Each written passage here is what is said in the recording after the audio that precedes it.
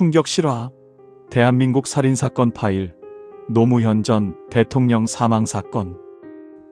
오프닝. 2009년 5월 23일 오전 9시 30분 대한민국 헌정사상 초유의 사건이 발생했습니다. 제16대 대통령 노무현, 향년 62세, 경상남도 김해시 봉하마을 부엉이 바위에서 투신 자살. 대한민국 역사상 처음이자 유일하게 전직 대통령이 스스로 목숨을 끊은 사건입니다. 제1장 박연차 게이트와 검찰 수사. 2008년 12월 노무현 퇴임 1년도 채 안 되어 박연차 게이트가 터졌습니다. 태광실업 박연차 회장이 정관계에 거액을 제공했다는 의혹. 노무현의 측근들이 연이어 검찰 조사를 받았습니다. 2009년 1월 검찰 수사팀이 재편되었습니다. 대검 중수부장 이인규, 수사기획관 홍만표, 중수일과장 우병우. 박연차는 검찰에서 폭탄 진술을 했습니다. 500만 달러를 송금하기 전 노무현과 사전 협의했습니다. 권양숙 여사가 100만 달러를 받은 정황, 그중 30만 달러가 자녀들에게 송금된 정황이 드러났습니다. 언론은 연일 대서특필했습니다. 제2장 2009년 4월 30일 13시간의 조사. 2009년 4월 30일 오후 1시 20분 노무현은 세 번째로 검찰에 소환된 전직 대통령이 되었습니다. 서울 서초동 대검찰청에서 13시간의 조사가 시작되었습니다. 검찰은 집요하게 추궁했습니다. 500만 달러 알고 계셨습니까? 자녀들에게 송금된 것 정말 몰랐습니까? 노무현은 대부분 몰랐다고 답했습니다.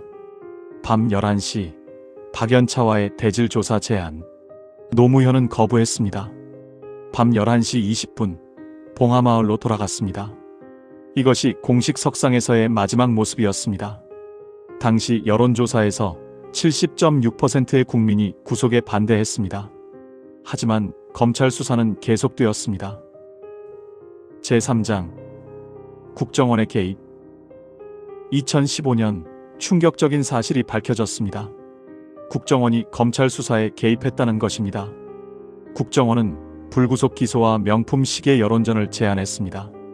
검찰은 수사권 침해라며 거부했고 몸싸움까지 벌어졌습니다. 2009년 5월 13일 SBS가 단독 보도했습니다. 노무현이 명품 시계를 봉하마을 논두렁에 버렸다고 진술했다. 그러나 이것은 사실이 아니었습니다. 2017년 밝혀진 진실.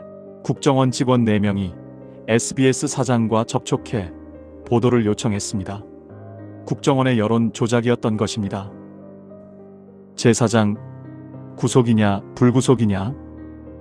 검찰 내부는 혼란에 빠졌고 수사팀은 구속을 강력히 주장했습니다. 그러나 임채진 검찰총장은 불구속을 지시했습니다.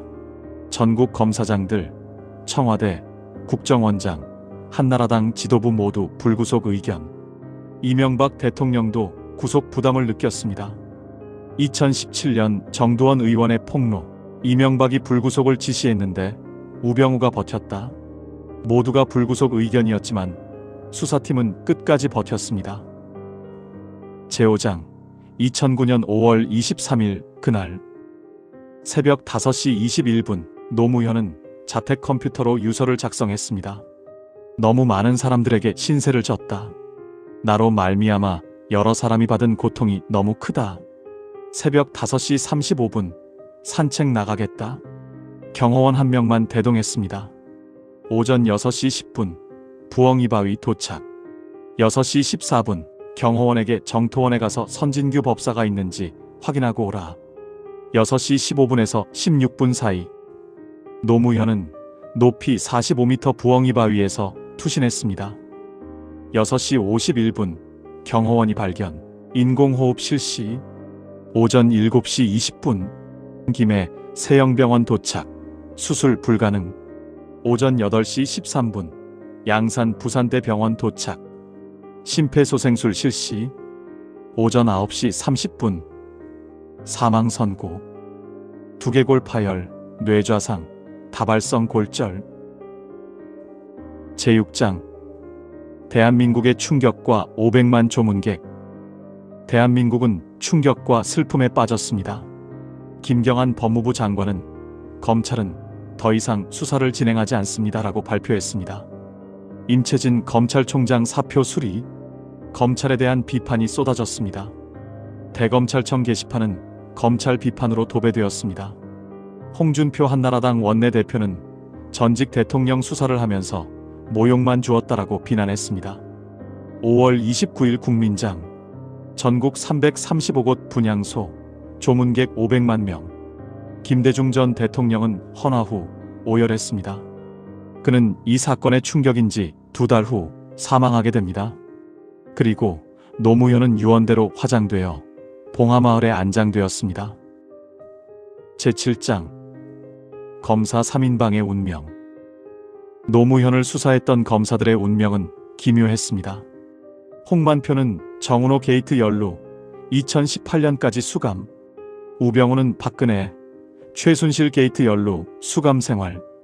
이인규는 채용비리 의혹, 국정원 수사 직전 미국 도피, 2019년 귀국. 사람들은 이를 노무현의 저주라고 불렀습니다. 제8장 대한민국 정치를 바꾼 죽음. 노무현의 죽음은 대한민국 정치를 완전히 바꿨습니다. 민주당 지지율 10%대에서 28%로 급등, 1위 기록. 2010년 지방선거 대승, 안희정, 이광재, 김두관 광역단체장 당선.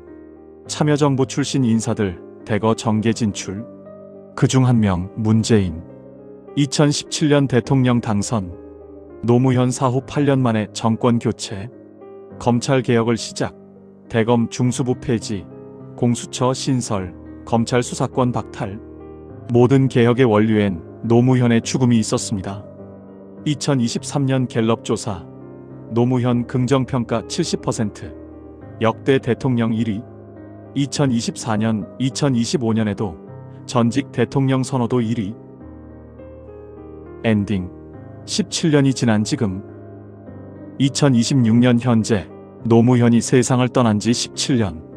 그의 죽음이 남긴 흔적은 여전히 지워지지 않고 있습니다. 봉하마을은 최고의 관광지, 노무현 재단은 6만 회원 보유. 2025년 광주교육감 선거 여론조사, 전 노무현 재단 시민학교장 직함이 붙자 지지율 6.7%에서 20%대로 급등. 노무현이라는 이름 하나로 15% 상승. 2025년 3월 이재명 정부는 검찰청을 폐지했습니다. 여러 언론은 그 원인 중 하나로 노무현 수사를 꼽았습니다. 노무현의 죽음은 질문을 남겼습니다. 과연 그는 왜 죽어야 했는가? 만약 불구속 기소가 신속하게 이루어졌다면? 2009년 5월 23일 부엉이 바위에서 일어난 일. 그것은 단순한 전직 대통령의 죽음이 아니었습니다. 대한민국 정치사의 분수령, 한국전쟁, 5.18에 버금가는 역사적 사건입니다. 17년이 지난 지금도 노무현의 죽음은 대한민국을 움직이고 있습니다. 유서의 마지막 구절. 너무 슬퍼하지 마라. 삶과 죽음이 모두 자연의 한 조각 아니겠는가? 누구도 원망하지 마라. 운명이다.